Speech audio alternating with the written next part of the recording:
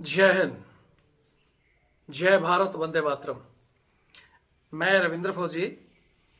साथियों, अभी मेरे पास एक कॉल आया जिसमें एक माता जी रोते हुए मेरे को बताया उन्होंने कि भाई मेरा बेटा फौज में हवलदार है और उसको परेशान कर रहे हैं उनके अधिकारी।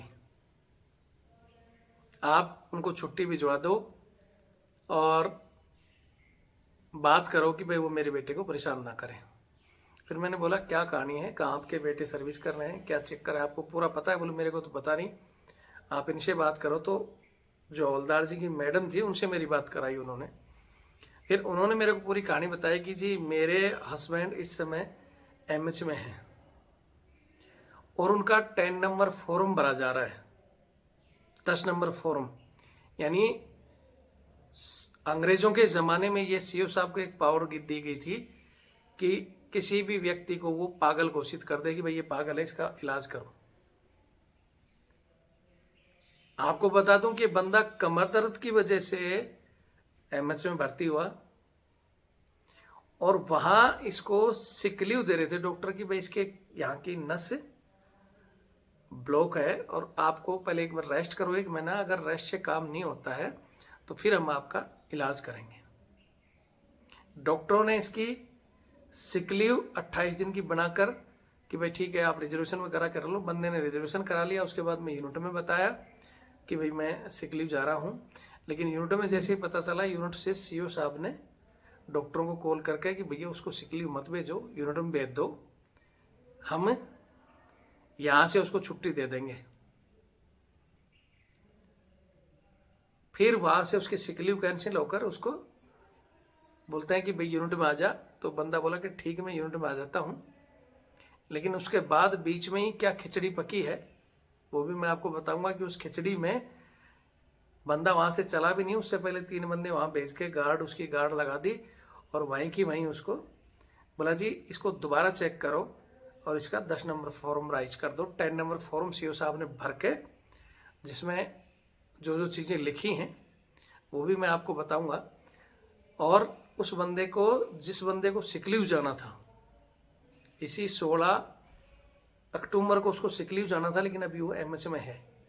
डॉक्टरों ने अपने स्तर पर जांच वगैरह की है, बंदा फिट है, लेकिन सीओ साहब प्रेशर बना रहे कि नहीं मैंने कह दिया किसी भी तरह इसको सूखा कर भेजना है। अब बंदा जो हवलदार हो, सर्विस पक्की पकाई हो और उसको इस तरह अगर बताया जाएगा तो वो और उसके घर वालों की क्या हालत होगी। ठीक है, उस विषय में हम बात करेंगे। ये कहानी कहाँ से शुरू होती है आपको पहले मैं बता देता हूँ कि ये हवलदार जी को इनके अर्जुडेंट हैं जो कि अभी कैप्टन हैं। तो कैप्टन साहब ने ऑफिस में इनको बोला बैंड हो जा, तो ये बैंड हो गए। मैंने हालांकि बात की तो मैंने बोला कि भाई आप हवलदार थे, क्यों बैंड हुए? आपको अगर कैप्टन बैंड कर रहा था अर्जुडेंट तो आपको सीओ साहब के पास जाना था। बोले नहीं सर वो सभी को बैंड कराता है और गालियाँ देता है। तो बोले मैं भी बैंड हो गया। फिर उसने बोला ठीक से नहीं हुआ, दोबारा खड़ा हो, दोबारा हो। मैं दोबारा हो गया और फिर भी वो गालियाँ देता रहा। और उसके बगल में एक मेजर साहब बैठे थे जो कि 82 की ड्यूटी कर रहे थे, अपसेटिंग 82 की। उसने, उसका फर्ज तो था सीनियर होने के नाते कि उस कैप्टन साहब को रोका जाए, लेकिन वही है कि तानाशाही का साथ देती है। इसके पीछे जो कहानी है वो भी बताएंगे। उस मेजर साहब की भी एक ऐसी कहानी कि एक, हालांकि यहाँ जब तक प्रूफ नहीं होंगे मैं उस विषय में कहना नहीं चाहता, वो अलग बताऊंगा कि मेजर साहब की अलग एक कोई कहानी थी, उसको मैं यहाँ छोड़ देता हूँ फिलहाल के लिए। उस मेजर साहब ने कैप्टन साहब को मना करने की बजाय उस हवलदार को बोला चुपचाप ठीक से बैंड हो जा और तेरी आवाज़ बाहर नहीं जानी चाहिए, बाहर गई तो तेरा मैं यहीं इलाज कर दूंगा। इस तरह उसको प्रेशर बनाकर वहाँ बैंड रखा। उस समय ये बंदा एमआई रूम में एडमिट था, बीमार था, लेकिन वहीं से इसको बुलाया गया था और फिर बाद में आरपी हवलदार को और उनको बुला के एक सूबेदार साहब को उनको वापस हालांकि एमआई रूम में ही छोड़ दिया गया। उसके बाद इस बंदे ने जब बोला कि भाई मैं सीओ साहब को बताऊंगा, तो उससे पहले इन लोगों ने सीओ साहब के पास लिंक मारा, सीओ साहब के कान में पता नहीं कौन सी फूंक मारी और सीओ साहब ने बोला उसको बुला लो यहाँ। तो ये बंदा तो सोचा कि भाई सीओ साहब ने मेरे को मिलने के लिए बुलाया है, लेकिन सीओ साहब ने मिलने की बजाय बोला तूने जवान लड़ाई है, बोला इसकी टेंटेटिव चार्जशीट करो। और टेंटेटिव नहीं, फिर टेंटेटिव करी नहीं, फाइनल ही उसको पनिशमेंट दे दी। रूल जगह जगह ब्रेक किया इन्होंने। सीओ साहब ने कैप्टन साहब को नहीं पूछा कि भाई तुमने एक हवलदार को क्यों बैंड किया, जबकि वो रूल के मुताबिक उसकी पावर से बाहर है। हवलदार रैंक की जो उसने बैंड करा के और गालियां देकर जो बेइज्जती की है उस कैप्टन को, जो अपने आप में बोलता है कि मैं तो पता नहीं क्या हूं, जबकि वो हवलदार उससे ज्यादा सर्विस में है, एज में भी ज्यादा है। सिर्फ रैंक में सीनियर होने का मतलब नहीं है कि गाली देंगे, लेकिन फौज में वही बात है कि मुंह कोई खोलता नहीं है। सब गरीब किसान और मजदूर के बच्चे हैं, वो अपनी सर्विस बेचारे इस तरह के तानाशाही के अंदर चुपचाप करते हैं, ठीक है। लेकिन सीओ साहब ने इसको पनिशमेंट भी दे दी और उसके बाद में बोला ठीक है, इसका जो भी छोटा मोटा इलाज करो और इसको भेजो पोस्ट पे। पोस्ट पे भेजने के बाद में एक दिन ये वहां से इनको चोट लग जाती है और चोट के बाद में ये मच जाते हैं। अब ये कहानी कहां से शुरू हुई, क्यों इनके सीओ साहब वो पीछे पड़े हैं कि इनको सूखा घर भेजना है, क्यों जबरदस्ती, जबकि डॉक्टर कह रहे हैं कि फिट है साहब, हम ऐसे कैसे करेंगे, लेकिन सीओ प्रेशर बना रहा है। तो आज मैं यहाँ आगे की इस कहानी को पूरा बताने से पहले मेरे जवान साथियों को कहना चाहता हूँ कि ये अंग्रेजों की दी हुई कुछ ऐसी शक्तियां जो आज भी हिंदुस्तानी फौज में चल रही हैं, चाहे ये 10 नंबर फॉर्म भरकर किसी को पागल घोषित कर देना, सेना और पैरामिलिट्री फोर्स में ये अंग्रेजों का जो हथियार इनके पास है ना, सबसे बड़ा हथियार है ये, सूखा घर भेजने की धमकी। और दूसरा ये जो बूट पुलिस, कुत्ता घुमाना, मतलब नौकरों जैसा व्यवहार हिंदुस्तान में आज भी जवानों के साथ किया जा रहा है। इसकी लड़ाई को लेकर मैं सुप्रीम कोर्ट भी गया, लेकिन वही है, हिंदुस्तान की कोर्ट की हालत भी टेंटेटिव तारीख हमारे को देते रहे। और एक बार यू ललित जी जो 74 दिन के लिए सीजीआई बने थे, चीफ जस्टिस ऑफ इंडिया, उन्होंने उस केस को बोला आप वापिस करो, नहीं तो हम इसको खारिज कर देंगे, और उन्होंने खारिज कर दिया बगैर सुने हुए ही। बोला आप तो फौज से आ गए, आपको क्या लेना। सीजीआई साहब, मैं फौज से आ गया, लेकिन मेरा बच्चा, मेरा साथी या मेरे रिश्तेदार या गरीब आम आदमी से हिंदुस्तानी ही फौज में जाएगा, बाहर से कोई और आएगा नहीं है। हम उस संस्था को सुधारने की बात करते हैं, लेकिन बाकी लोगों को लगता है कि ये तो यार फौज के खिलाफ है। हम फौज के खिलाफ नहीं है। आज इतनी अच्छी सैलरी के बावजूद वीआरएस लोग नौकरी छोड़ना चाह रहे हैं सेना और पैरामिलिट्री फोर्स में। क्यों? कारण क्या है? आज हम एक जवान को लाखों रुपए खर्च करके उसको एक सोल्जर बनाते हैं, उसके कंधे पर सिपाही जब भी लिखा जाता है जब वो ट्रेनिंग पूरी कर लेता है। लाखों रुपए खर्च करके हजारों रुपए सैलरी दे रहे हैं, 50,000 से कम किसी जवान की सैलरी नहीं है। और वो 50,000 वाली सैलरी को ये हमारे अधिकारीगण, जिनको ऑथराइजेशन से, जो ऑथराइजेशन तो अंग्रेजों ने बनाई थी कि सीओ एंड अबव को 1-1 लागू और नीचे वालों को 2 या 3 को मिलकर 1 लागू, लेकिन ऑथराइजेशन को ब्रेक करके भी एक सीओ कम से कम 7-8 जवानों को अंगेज रखता है। मिनिमम ईमानदार भी होगा ना, बहुत ज्यादा तो 3 बंदे जरूर रखेगा। उसके बाद में नीचे कल का आया हुआ लौंडा जो अपने आप को 2 स्टार लगाकर पता नहीं कौन सी तोप बन जाता है, किस तरह जवानों को गालियां देता है, उसको भी 1-1 सहायक दे दिया जाता है। लेफ्टिनेंट, कैप्टन, मेजर, टॉयसी बन गया तो वो भी 2 रखेगा। कंपनी कमांडर चाहेगा तो वो भी 2 रख लेगा। 50-50 हजार की जितनी इन खुद अधिकारियों की सैलरी नहीं है, उससे ज्यादा के सहायक रख रहे हैं। और हिंदुस्तान में ये कहा जा रहा है कि सबका साथ सबका विकास, नाम बदल दिया, लेकिन लाल बत्ती, ऐसे लाल बत्ती हटेगी। मैं हमारी सरकार से कहना चाहता हूं, इन सब की आवाज हम उठाई हमने और बहुत कुछ बदला भी, ये नहीं कि बदला नहीं है, सुधार हुआ है और हो सकता है धीरे धीरे सुधार और भी समय लगेगा, होगा। अच्छे लोग चाहते हैं सुधार हो, कुछ अधिकारी भी चाहते हैं कि हाँ ये जो अंग्रेजों की प्रथाएं बंद हो, लेकिन कुछ एक है ना जो खुद आज भी अंग्रेजी मानसिकता, जिनकी ब्रिटिश मानसिकता भरी हुई है, काले अंग्रेज हैं, वो तो गोरे थे, काले अंग्रेज हैं, उनका स्तर भी गिराकर वो नहीं चाहते। उन लोगों ने हमारा वो चैनल बंद कर दिया जिसके जरिए मैंने 8,70,000 से भी ज्यादा जवान साथियों को जोड़ा था और इस संघर्ष को मैं लड़ रहा था, लेकिन वो चैनल मेरा बंद कर दिया, वो भी कोर्ट में। उस केस में भी जो मेरा केस है सुप्रीम कोर्ट में एडमिट कर लिया।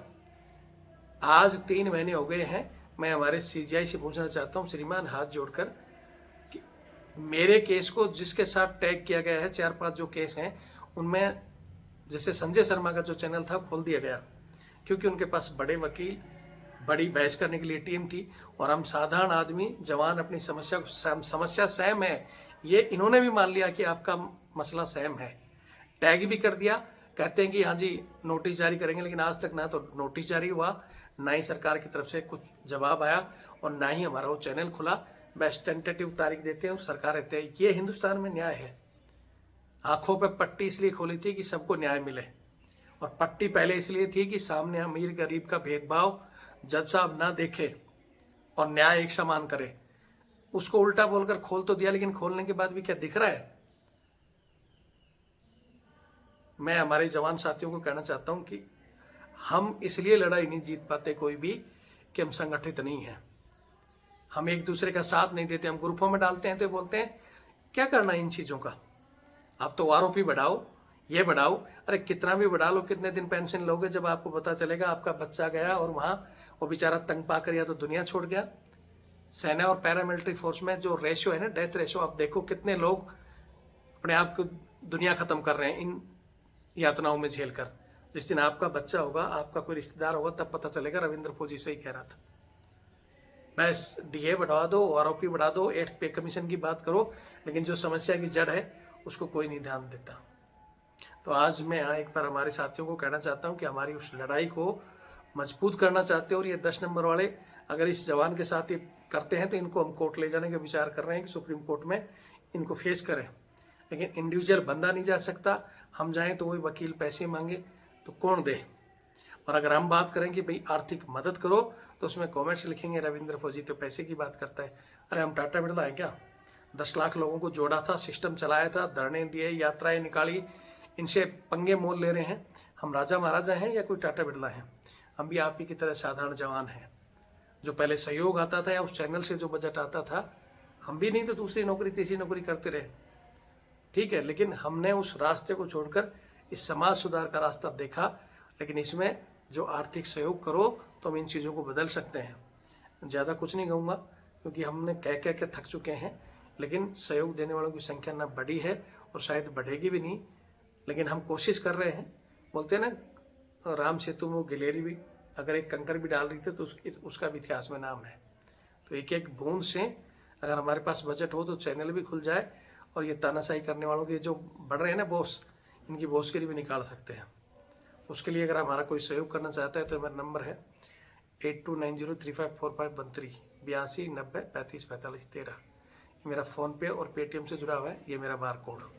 आप सहयोग करोगे तो हम ये अंदर की तानाशाही और ये बाहर के झगड़े खत्म कर सकते हैं, एक टीम तैयार कर सकते हैं। लेकिन उन सब के लिए बजट चाहिए, और बजट का नाम सुनते ही वीडियो छोड़ देते हैं। वीडियो को नहीं छोड़ना, हो सकता है कोई दूसरा भाई मदद करेगा, वीडियो शेयर जरूर करें। और कुछ नहीं कर सकते तो चैनल की संख्या बढ़ाओ। अगर आप चैनल की संख्या बढ़ा देंगे तो हमके बजट की जरूरत नहीं, पहुंचाओ ना वहाँ तक, लेकिन वो भी नहीं है। एक चैनल बंद हुआ, रविंद्र फौजी पे FIR, सब डर के बैठ गए। ऐसे अन्याय अत्याचार खत्म होगा? चलो आप लोगों की मर्जी है। बाकी मैं आगे एक बार फिर वीडियो में पूरी अपडेट दे देता हूँ इस कहानी की। उनके कैप्टन साहब को और उनके CO साहब के नंबर ले लिया, उनको भी बता देता हूँ। नहीं तो फिर आप सहयोग करोगे तो भी ठीक है, नहीं करोगे तब भी हम इन चीज़ों को कोर्ट में लेके हमारे हिसाब से जाएंगे, ठीक है। आपको मैं बता रहा था इनकी कहानी कहाँ से शुरू हुई थी, इनका पंगा कहाँ से स्टार्ट हुआ था। ये जो इनकी यूनिट थी उसमें इनको एक एडिशनल अलग से ड्यूटी दी गई थी, और ये इंट का काम करते थे। और उस दौरान एक छोटा सा केस हुआ था, उसी केस की वजह से अर्जुन साहब इनसे नाराज हो गए थे। हालांकि वो केस बाद में सेट आउट हो गया था। तो वहां से अर्जुन साहब ने इन पर खुंदक रखना शुरू की, और बाद में भाई इंट में थे, CO साहब इनको ड्यूटी देते थे कि भाई ठीक है आप सिविल ड्रेस में ये करोगे वो करना। तो ये बार बार कि तुमने सिविल ड्रेस क्यों पहनी, कि साहब CO ट्वाइसी साहब काट रहा है, लेटर दिखाओ। ये बोलते ठीक है ले मैं सर मैं बात करा देता हूँ, तो बात भी नहीं करने देते थे। और बात बात में यार कुछ कर नहीं रहा, तू ये काम नहीं कर रहा, तू झूठ बोल रहा है, झूठी रिपोर्ट दे रहा है, इस तरह कर करके इनके पीछे पड़ गए थे उस केस के बावजूद। वो केस अभी मैं यहाँ जरूरत पड़ने पर आपको बता दूंगा क्या केस था। उसमें अर्जुनन साहब ने उस केस में इसको बोला था कि तू अपने ऊपर ले ले, इसने नहीं लिया। मतलब गलती महाशय की थी, अर्जुनन की, लेकिन ये बंदे के ऊपर डाल रहा था, इसने हवलदार जी ने लिया नहीं, तब से खुंदक खाया था, निकला था। लेकिन वहां से इसकी खुंदक शुरू होगी। उसके बाद में इसको बार बार कि तू अपना काम ठीक नहीं कर रहा, इंफॉर्मेशन लेके आ, बंदे नहीं बता रहा, ऐसे करता रहा इसको मतलब परेशान करने के लिए। तो ऐसे करते करते कि किस तरह भी इसको यहाँ से, हालांकि इस पीरियड के दौरान इस कहानी से पहले ही वहाँ के जो कोई पहले सीईओ थे, इस बंदे को सीईओ द्वारा और ऊपर अधिकारियों के द्वारा साइटेशन भी मिला है, ये हवलदार में प्रमोट भी हुआ है, कोई पनिशमेंट वगैरह भी नहीं है। फिर भी जब वो सीईओ साहब पहले वाले चले गए और बाद में, क्यों वो पहले वाले तो इनको अच्छा मानते थे, तभी तो साइटेशन दिया, तभी तो इनको हवलदार बनाया। लेकिन वो सीईओ जाने के बाद में दूसरे सीईओ जो बने और ये अर्जुनेंट, ये कहानी हुई, तब इसकी चुगली शुरू करें कि भाई तू काम ठीक नहीं करता, तेरे को हम यहाँ से हटाएंगे इंटेलिजेंस से। बोला ठीक है साहब, हटा दिया। लेकिन इसने बोला कि हटाने से पहले भाई मैं मेरा इंटरव्यू लूंगा सीईओ साहब का, और कमांडर साहब, कंपनी कमांडर को बताऊंगा कि भाई मेरे को क्यों हटाया जा रहा है, जबकि मैं अच्छी ड्यूटी कर रहा हूँ, 6 महीने पहले मेरे को साइटेशन मिला है, सब मेरे को बताओ। इसने ऐसे कह दिया। तो जेसीओ साहब जो इनको बता रहे थे, उन्होंने कि साहब मैं ऐसे ऐसे करूंगा, तो जेसीओ साहब ने इनको गाली दे दी कि तेरे को क्या बताएंगे हम, मैं जो हटाना है, जो हमारी मर्जी है, हमारे हाथ में। तो बंदा बोले सर गाली मत दो, आप मेरे को क्यों गाली दे रहे हो। इनकी छोटी सी बहस हुई, ये तो जाकर बोला ठीक है मैं अर्जुनन साहब को बताऊंगा। तो अर्जुनन साहब को इन्होंने कुछ बोला होगा, तो अर्जुन साहब को पहले ही वहां से लिंक तो हो ही जाता है, वहां लिंक हो गया, तो उसने उल्टा इसको गाली दी, कट पहन जो, तेरे को बदली करना ही करना है, क्योंकि इशारा अर्जुनन साहब का ही था। अब ये बंदा की इतनी से अच्छी ड्यूटी सब कुछ के, यार मेरे को एक बदली करेंगे, थोड़ा सा इसने स्टेज लिया और इसको एकदम ऐसे मतलब भाई दिमाग में बीपी सी बढ़ गई, ये अपने एमआई रूम में चला गया। एमआई रूम में गया तो इसको दो भाई एकदम तनाव से बीपी बढ़ी और वो चक्कर वगैरह आ गए, क्योंकि भाई मैं इतना अच्छा काम कर रहा हूँ फिर भी मेरे को गालियाँ दे रहे हैं। सोच, बंदा थोड़ा सोच में रहा, तो वहाँ डॉक्टर ने देखा, वो यार तेरा तो बीपी बढ़ गया और ये उल्टियाँ सी आ रही, क्या हो गया। और साहब ऐसे ऐसे उन्होंने बताया, अच्छे काम करते हुए भी ये सिला मिलता है, तो मेरा तो जी घबरा गया। तो उसने इंजेक्शन वगैरह लगाया, 2 सुई वगैरह इसको दी। इतने में उधर से कि भाई उसको रात को, ये दिन में कहानी हुई, दिन में वो वहाँ चला गया, सब बोल गए, रात को कि वहाँ बुला लो इसको। बोले जी होता है मैं रूम है, बोले साला मकरा है, झूठ बोलता है, फलाना निकला, लेके आ जाओ। फिर वहाँ बुलाकर इनको बैंड किया जाता है। जो दूसरा एक मेजर बैठा था उसके सामने इनको बैंड किया, गाली गलौज की और काफ़ी कुछ कहा कि तेरे में क्या औकात है, फलाना टिकड़ा, तेरे को कर देंगे ये वो। बोला ठीक है साहब मेरे को कर दो बदली, लेकिन मैं प्रॉपर इंटरव्यू लूँगा। बोला ठीक है इसको भेज के आ जाओ वहाँ एमआई रूम में दोबारा छोड़ दो और इसका हम करवाते हैं इंटरव्यू। उसके बाद उन्होंने सीईओ के क्या कान भरे हैं, सीईओ साहब ने उसको बोला बुला लो, उसकी टेंटेटिव चार्जशीट करते हैं। मतलब बंदे की सुनी नहीं, इनकी सुनी और इन्होंने कर दिया बंदे की टेंटेटिव चार्जशीट करते हैं। टेंटेटिव चार्जशीट के नाम पे बुला के उसने बताया सब ऐसे ऐसे कहानी हुई है, ब्लैड बैंजे तू झूठ बोलता है, तूने बहस करी है जेसीओ साहब से, तूने कैप्टन साहब से बहस की है, और जब हम कह रहे हैं तेरे को बदली होना है तो होना है, तू दूसरी कंपनी में जाएगा। बोला ठीक है सर चला जाऊँगा, मेरा क्या है। बोला ठीक है जाएगा, और जो ये बहस हुई है इसके नाम पर तेरे को पनिशमेंट देते हैं, और तू इनसे जबान लड़ाई है, तू बोलता है कि मैंने ये काम किया यूनिट के लिए, फलाना किया, तो तेरे को देख 2-4 वो देखे घर भेज देंगे। फिर भी इसने हाथ जोड़ेंगे साहब ठीक है, मैंने तो हालांकि इनको कुछ नहीं कहा, फिर भी आप मतलब पनिशमेंट मत दो, लेकिन उसने पनिशमेंट दे दी और दूसरी कंपनी में भेज दिया। फिर ये मामला पोस्ट पे चला गया, शांत हो गया। पोस्ट पर ड्यूटी कर रहा था, ड्यूटी करते करते अचानक ऊपर से आते समय गिर गया और इसकी चोट लग गई। रात को इसको चोट लगी, एमआई रूम में लाए, तो वहाँ इसका इलाज हुआ। तो उस समय डॉक्टर ने कहा कि भाई चोट ज़्यादा लगी है तो आपको वहाँ भेज देते हैं। एमएच बोले सर भेज दो, लेकिन उधर अर्जुनन को रिपोर्ट दी तो अर्जुनन ने उनको कॉल करके कि नहीं इसको कहीं नहीं भेजना, साला मकरा है। जानबूझ के ड्रामा कर रहा है, पढ़ा नहीं है। तो बोला नहीं साहब इसका टेस्ट किया है, पेशाब वगैरह टेस्ट किया है तो उसमें खून आया है। तो उन्होंने बोला कि पेशाब में खून नहीं, इसने पेशाब में कुछ मिला दिया होगा, ऐसे झूठ बोल रहा है, एमएच भेजो और इसकी वो जांच कराओ और इसको वापस भेज दो पोस्ट पे। इसको वापस पोस्ट पे भेज दिया। ये लंगड़ाते हुए, कमर सीधी नहीं हो रही थी, फिर भी पोस्ट पे चला गया और 2 दिन फिर ड्यूटी किया। ड्यूटी करने के बाद में फिर इसने फ़ोन किया कि साहब मेरे से चला फिरा भी नहीं जा रहा है, मेरे को एक बार दिखा कर आ जाने दो। तो अर्जुन साहब ने बोला कि नहीं, BFNA है जो, उससे बात कराओ, दूसरे NA से बात कराओ, डॉक्टर से बात कराओ। ऐसे करके 2 दिन उधर रख के 3 तारीख को जब CO साहब तक पहुंची कि भाई वो बंदा ऐसे ऐसे पड़ा हुआ है, उसको भेज नहीं रहे, CO साहब ने बोला नहीं MI रूम में बुलाओ, उसको चेक करो, देखो क्या होता है। फिर MI रूम में आए तो MI रूम में डॉक्टर साहब ने चेक किया और बोला हाँ वास्तव में इसको तकलीफ है, इसको एमएच भेजो। तो 4 को इसको एमएच भेजा। एमएच जब गया है तो उसने जो कहानी थी, मतलब हालांकि जो पढ़ा था वो कोई वो तो नहीं था, लेकिन जो बीच की कहानी बातों बातों में कहीं डॉक्टर साहब को ऐसे बता दियो कि साहब ये बात है। और बाकी ये मेरे कमर का मैं पड़े गर्दन में चोट लगी थी, तो उन्होंने इसका थोड़ा सा ट्रीटमेंट करके इनको बोला ठीक है पहले आप सिक लीव जाओ, आपकी नस दब गई है, आओगे तो फिर आपका इलाज जो भी हो गया तो ऑपरेशन करेंगे, नहीं तो अगर इससे ठीक हो गया तो चलेगा। सिक लीव की खबर इन्होंने यूनिट में दी तो फिर वो बोले कि साला मकरा है, वहाँ जैक लगा लिया, फलाना ढिगरा, कि डॉक्टर के सामने रोया है, ये हुआ है फलाना, और मतलब डॉक्टर को गुमराह करके छुट्टी बनाई है। बोले इसकी कैंसिल करो। CO साहब को उसने कैप्टन ने जाकर फिर भड़का दिया। CO साहब ने उस सर्जन डॉक्टर को फ़ोन कर दिया कि इसकी कैंसिल करो, इसको यहाँ भेज दो।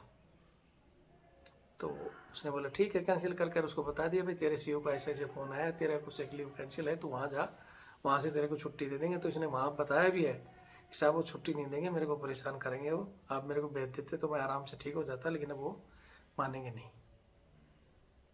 अब मानेंगे नहीं तो बोला ठीक है भाई मैं चला जाता हूँ। उसने वहाँ फ़ोन फान भी किया, लेकिन बोले तू यहाँ आ जा, तो वहाँ जाने लगा। SM साहब को बताया कि मैं आ रहा हूँ, लेकिन वहाँ पता नहीं कौन सी खिचड़ी पकी कि रास्ते में बोले उसको 3 गार्ड लगा के उसको, क्योंकि इसने दोबारा डॉक्टर को बताया तो डॉक्टर तो ये तो लग रहा था डॉक्टर मेरी सुन रहा है, लेकिन डॉक्टर वहाँ भी बता रहा था हर चीज़ को। तो बोला सर वो डॉक्टर से जाए।